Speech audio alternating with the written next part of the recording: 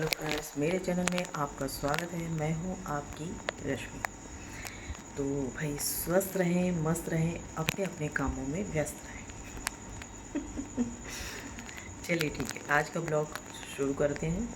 और आज के ब्लॉग में मैं आपको बताने वाली हूं कि कल है 6 तारीख गुरुवार। तो सावन की पहली अष्टमी। तो इस दिन आप लोग अपना कई लोग व्रत करते हैं, जैसे मैं व्रत करती हूँ।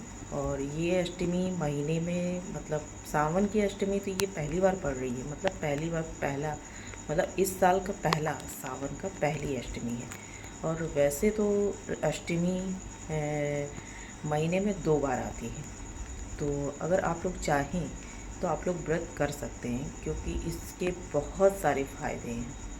फ़ायदा नंबर 1 तो मैं सबसे पहले आपको ये बताऊंगी कि मैं काफ़ी टेंशन में थी, मतलब बहुत ज़्यादा डिप्रेशन में चली गई थी।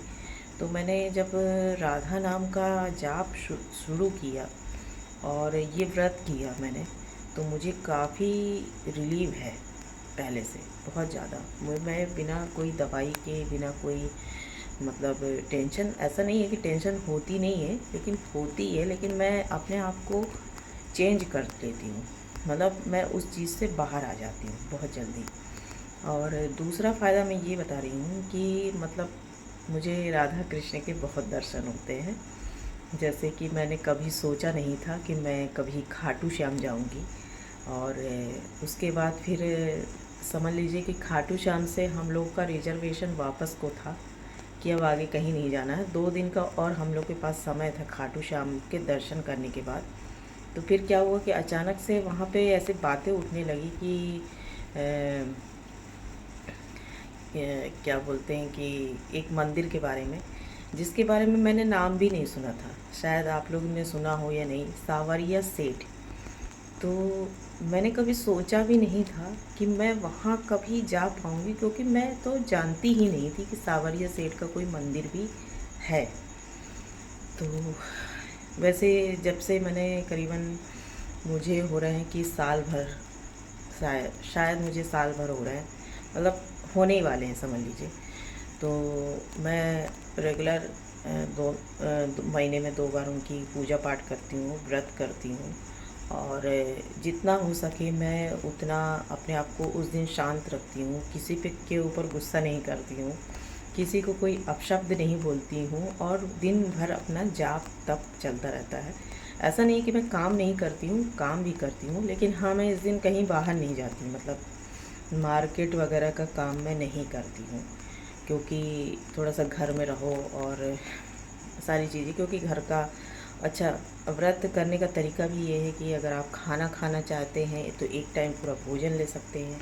अगर आप खाना नहीं खाना चाहते हैं, फलाहार करना चाहते हैं, तो साबूदाने की खिचड़ी है, या साबूदाना का, दूध का जो साबूदाना बनाया जाता है, क्या बोलते हैं उसको, ऐसे ही कुछ बोलते हैं, तो वो आप खा सकते हैं। लेकिन मैं नमक लेती हूँ एक टाइम, क्योंकि मेरा फिर बीपी लो होने लगता है। तो इसलिए मेरा दिन भर में, अगर मैं दिन भर नमक नहीं लूँ और रात को भी मुझे बहुत दिक्कत होने लगती है, तो इसलिए मैं नमक खाती हूँ।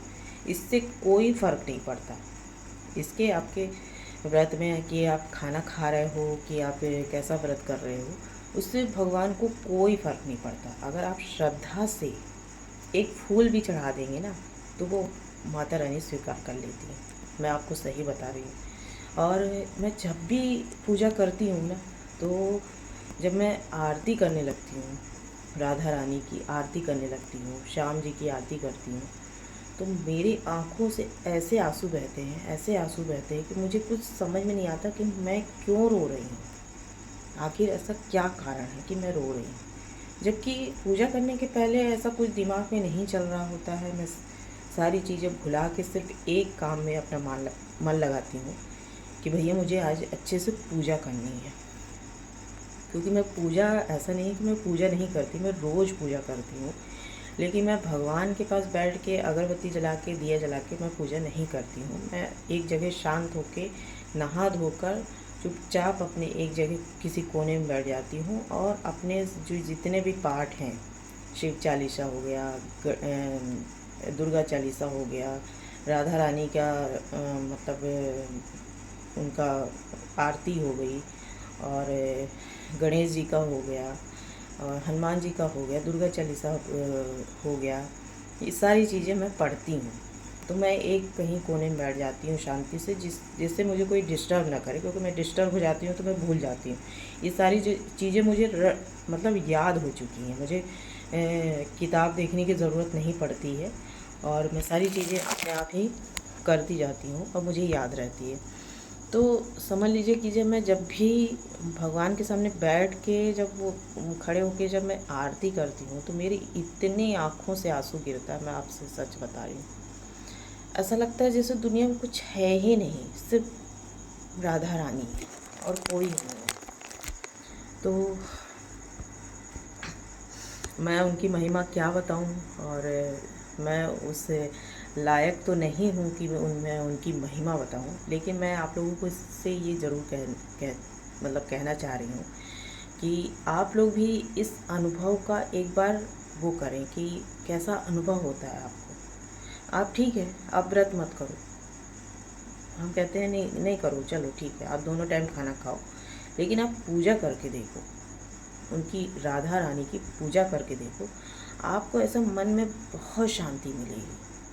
कुछ चीज़ें होती हैं जो अपने तकदीर में नहीं होती हैं, और हम उसे ज़बरदस्ती पाने की कोशिश करते हैं तो हम नाकाम हो जाते हैं। क्योंकि वो हमारे जब किस्मत में है ही नहीं, तो वो हमें कहाँ से मिलेगी। तो कुछ चीज़ें ऐसी हो जाती हैं कि उन्हें ईश्वर के हाथ छोड़ देना चाहिए, है ना। उसे उससे कभी भी ज़बरदस्ती कोई भी चीज़ नहीं मांगनी चाहिए। उसकी मर्ज़ी होगी तो वो आपको देंगे, और नहीं होगी तो आपको नहीं मिलेगी, चाहे आप लाख उपाय कर लो, चाहे आप लाख उपाय कर लो, जब तक उसकी इच्छा नहीं होगी, जब तक आपको कुछ भी नहीं मिलेगा। तो ऐसे ही है कुछ।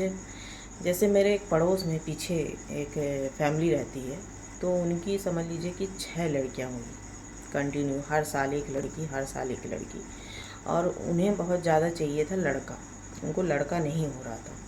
तो समझ लीजिए कि उन्होंने क्या किया कि खूब पूजा पाठ करी, खूब मन्नत मांगी, खूब व्रत किए, खूब मतलब हर कोई जो भी कुछ कह के चला जाता था वो सब करते थे।